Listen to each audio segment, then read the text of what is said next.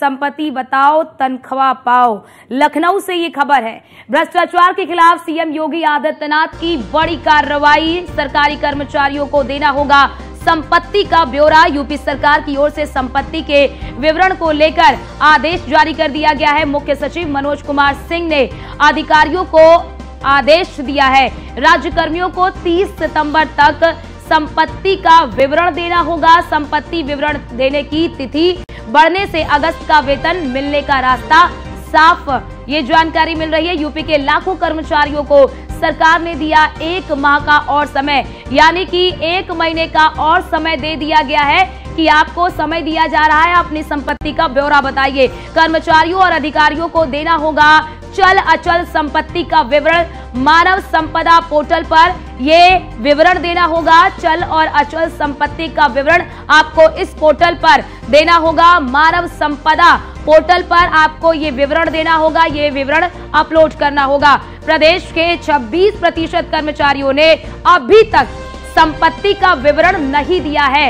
31 अगस्त को समाप्त हो गई थी संपत्ति विवरण देने की जो तिथि है, जो तारीख है, वो समाप्त हो गई थी। यूपी के 74% कर्मियों ने ही केवल अपने संपत्ति का विवरण दिया है। तो ये बड़ी जानकारी आपको दे दी। भ्रष्टाचार के खिलाफ मुख्यमंत्री योगी आदित्यनाथ की ये बड़ी कार्रवाई। सरकारी कर्मचारियों को अपनी संपत्ति का ब्यौरा देना होगा, क्योंकि लगातार मुख्यमंत्री योगी आदित्यनाथ पारदर्शिता की बात करते हैं। यूपी सरकार ने संपत्ति के विवरण को लेकर आदेश जारी किया है। मुख्य सचिव मनोज कुमार सिंह ने अधिकारियों को ये महत्वपूर्ण आदेश दिया है कि आप अपनी संपत्ति का ब्यौरा दीजिए। राज्य कर्मियों को 30 सितंबर तक संपत्ति का विवरण देना होगा। और हमारे साथ हमारे संवाददाता अश्वनी लाइव जुड़ चुके हैं। अश्वनी, समय बढ़ा दिया गया है, क्या समय बढ़ने से जो राज्य के कर्मचारी हैं जिन्होंने अभी तक संपत्ति का विवरण नहीं दिया है, उनके लिए ये राहत है? बिल्कुल, बात करें उत्तर प्रदेश में 17 तारीख को मुख्य सचिव ने एक आदेश जारी किया था, जिसमें कहा गया था सभी कर्मचारी और अधिकारी जो हैं 31 अगस्त तक जो है संपदा पोर्टल पर अपनी संपत्ति का ब्यौरा दर्ज करेंगे। लेकिन बड़ी संख्या में अधिकारियों कर्मचारियों ने जो है संपत्ति का ब्यौरा दर्ज नहीं किया गया, जिसके बाद लमसम 2,40,000 के आसपास ऐसे कर्मचारी अधिकारी, इनका वेतन अगस्त माह का रोक दिया गया था। लेकिन तमाम जगह से जो है अनुरोध किया गया, तमाम समस्याएं चल रही थी। अगर डीजीपी ऑफिस की माने या पुलिस विभाग की माने तो ये विभाग फिलहाल जो पुलिस भर्ती चल रही थी उसमें लगे हुए थे, जिसकी वजह से कहीं ना कहीं डिस्टर्बेंस हो रहा था और कहीं ना कहीं ये अपनी जो संपत्ति के ब्यौरा दर्ज नहीं करा पाए। नियुक्त विभाग को पत्र लिखा था, नियुक्त विभाग ने उनकी बात को सहमति बनाई। उसके बाद नियुक्त विभाग ने जो अपनी बात थी वो मुख्य सचिव और शासन के सामने रखी। निश्चित तौर पर उसके बाद शासन ने संज्ञान लेते हुए, क्योंकि तमाम लोग ऐसे विभाग ऐसे थे जिनको कम समय मिल पाया और कहीं ना कहीं इस चलते जो है संपत्ति का ब्यौरा दर्ज नहीं हो पाया। अब 1 महीने का समय मिल रहा है। 30 सितंबर तक जो है अधिकारी कर्मचारी जो हैं वो अपनी संपत्ति का ब्यौरा जो है संपदा पोर्टल पर दर्ज करा पाएंगे। इसको लेकर के कहीं ना कहीं अगस्त माह का जो वेतन रुका था उसको मिलने का रास्ता लगभग साफ हो चुका है। लेकिन अब अगर सितंबर माह में आज तमाम अधिकारी जो उत्तर प्रदेश के हैं, जो कर्मचारी हैं, उन्होंने अपनी संपत्ति का ब्यौरा दर्ज नहीं कराया तो निश्चित तौर पर उन पर कार्रवाई होगी। कहीं ना कहीं उनका एक बार फिर वेतन रोका जा सकता है। जी, और जरा अश्वनी, जरा ये भी बताइए कि कुछ विभागों को इससे छूट भी दी गई है, तो वो कौन से विभाग है जिन्हें छूट दी गई है संपत्ति विवरण को लेकर, और किस विभाग के अधिक कर्मचारी हैं जिन्होंने अभी तक संपत्ति का विवरण नहीं दिया है? बिल्कुल, किसी भी विभाग को छूट नहीं दी गई है। समय सीमा इसीलिए बढ़ाई गई क्योंकि डीजीपी ऑफिस ने अनुरोध किया था कि जो उत्तर प्रदेश में पुलिस भर्ती चल रही थी, जिसकी वजह से वो संपत्ति के ब्यौरा नहीं दे पाया, जिसके बाद कहीं ना कहीं उनकी बात को मान करके जो है सहमति जाहिर की गई। उसके बाद जो है समय सीमा बढ़ाई गई। अगर विभागों की बात करें तो विभागों के हिसाब से शिक्षा विभाग, स्वास्थ्य विभाग, राजस्व विभाग, ये तमाम विभाग हैं जो कहीं ना कहीं जो अपना संपत्ति का ब्यौरा देने में पिछड़े हुए थे और कहीं ना कहीं इसी चलते इनका वेतन रोका गया था।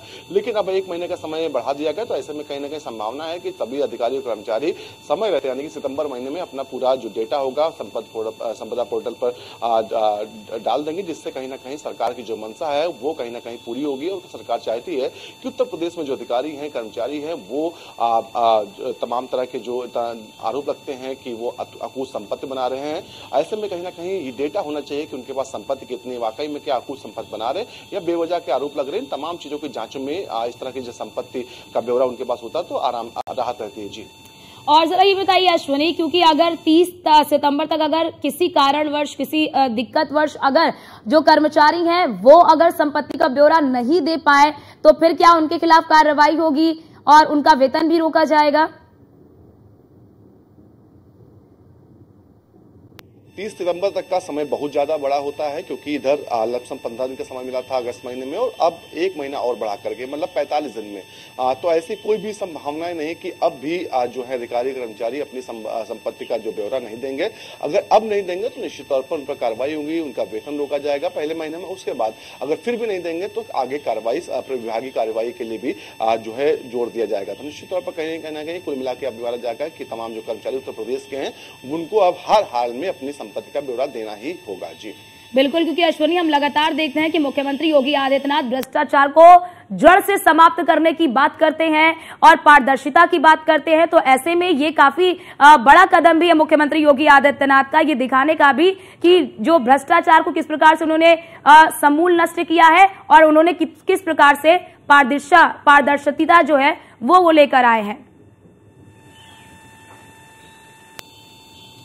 बिल्कुल, कहीं ना कहीं मुख्यमंत्री की मंशा है कि उत्तर प्रदेश में पारदर्शी तरीके से काम किया जाए, चाहे सरकारी विभाग में हो या फिर कोई अन्य व्यक्ति हो।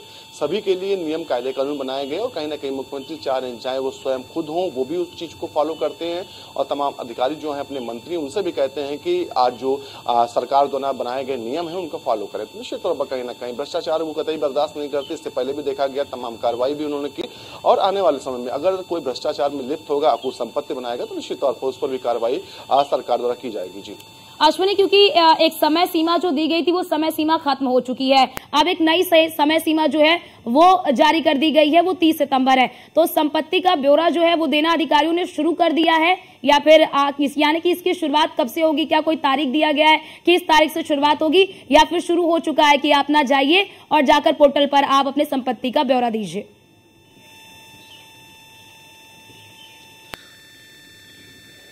बिल्कुल, जो आलाधिकारी हैं वो लगातार संपत्ति का ब्यौरा दे रहे हैं। कोई तारीख तय नहीं है क्योंकि 17 तारीख को आदेश जारी हुआ था। उसके बाद से लगातार जो अधिकारी हैं उनको विभाग के द्वारा कहा जा रहा था कि अपनी संपत्ति का ब्यौरा पोर्टल पर दर्ज कराए। तो निश्चित तौर पर कहीं ना कहीं अब कोई नया प्रोसेस शुरू होने नहीं है, जो प्रोसेस चल रहा है लगातार वही चलता रहेगा, और जो लोग नहीं देंगे ब्यौरा उनके लिए कठिनाई आगे होगी। जी क्योंकि एक बड़ा आंकड़ा है, जैसा आपने आंकड़ा दिया कि 2,44,000 जो कर्मचारी है वो अभी तक संपत्ति का ब्यौरा नहीं दे पाए हैं। तो इसमें बड़ा कारण अश्विनी क्या सामने आ रहा है? आपने जैसे बताया कि यूपी में पुलिस भर्ती परीक्षा हो रही थी, चलिए मान लेते हैं कि यूपी पुलिस भर्ती परीक्षा में उस विभाग के जो लोग हैं वो लगे होंगे। अब ऐसे में 2,45,000 अगर कर्मचारियों ने अपनी संपत्ति का ब्यौरा नहीं दिया तो उसके पीछे ठोस कारण क्या सामने आ रहा है?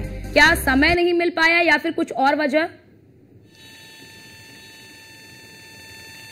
बिल्कुल, कहीं ना कहीं इसका स्पष्टीकरण किसी विभाग की ओर से नहीं आया कि क्या कारण रहा, क्यों उनके अधिकारियों ने कर्मचारियों ने संपत्ति का ब्यौरा अभी तक दर्ज नहीं कराया। हालांकि अगर 30 तारीख तक दर्ज नहीं होते हैं संपत्ति के ब्यौरा सभी के, तो निश्चित तौर पर इसकी जांच भी होगी कि आखिर क्या कारण रहा। हालांकि डीजीपी ऑफिस की ओर से तो स्पष्टीकरण दिया गया था कि किस वजह से उन्होंने उनके वहां से तमाम अधिकारियों ने अपना जो संपत्ति का ब्यौरा दर्ज नहीं किया। बाकी तमाम विभाग है उन्होंने संपत्ति के ब्यौरे के लिए समय मांगा था। निश्चित तौर पर यह हवाला दिया कि कम समय था और कर्मचारी ज्यादा है, तमाम अन्य व्यस्तताएं भी हैं, इसके चलते संपत्ति का ब्यौरा दर्ज नहीं हो पाया। तो निश्चित तौर पर कहीं ना कहीं आने वाले समय देखना होगा कि कर्मचारी अगर नहीं दर्ज कराते हैं तो सरकार क्या कार्रवाई करती है, क्या कोई जांच कराई जाती है या नहीं कराई जाती। जी बहुत शुक्रिया आपका अश्विनी हमारे साथ जुड़ने के लिए और ये महत्वपूर्ण जानकारी हमारे दर्शकों तक साझा करने के लिए। अब आपको जरा दिखाते हैं कि क्या आदेश है मुख्यमंत्री योगी आदित्यनाथ की ओर से।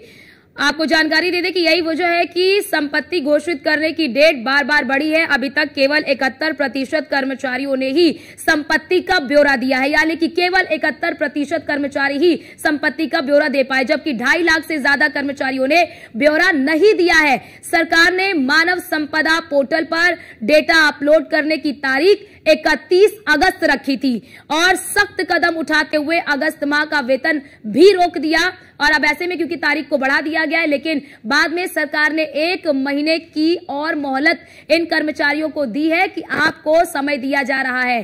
अब 2 अक्टूबर तक संपत्ति का ब्यौरा दिया जा सकता है, यानी कि 2 अक्टूबर तक संपत्ति का ब्यौरा दिया जा सकता है। सरकार ने आदेश जारी किया, लेकिन कर्मचारियों ने संपत्ति बताने में जो है वो हिचक दिखाई और यही वजह है कि संपत्ति घोषित करने की डेट बार बार जो है वो बढ़ानी पड़ी है। अभी तक 31% कर्मचारियों ने ही संपत्ति का ब्यौरा दिया है, जबकि 2.5 लाख से ज्यादा कर्मचारियों ने ब्यौरा नहीं दिया। बड़ी बात यहां पर ये देखिए, जो हम आपको ग्राफिक्स के जरिए दिखा रहे हैं कि सरकार ने मानव संपदा पोर्टल पर डेटा अपलोड की तारीख 31 अगस्त जो है वो रखी थी और सख्त कदम उठाते हुए अगस्त माह का जो वेतन है वो भी रोक दिया। लेकिन बाद में सरकार ने 1 महीने की मोहलत और दे दी कि आपको समय दिया जा रहा है, 1 महीने का और समय दिया जा रहा है। अब 2 अक्टूबर तक संपत्ति का ब्यौरा दिया जा सकता है।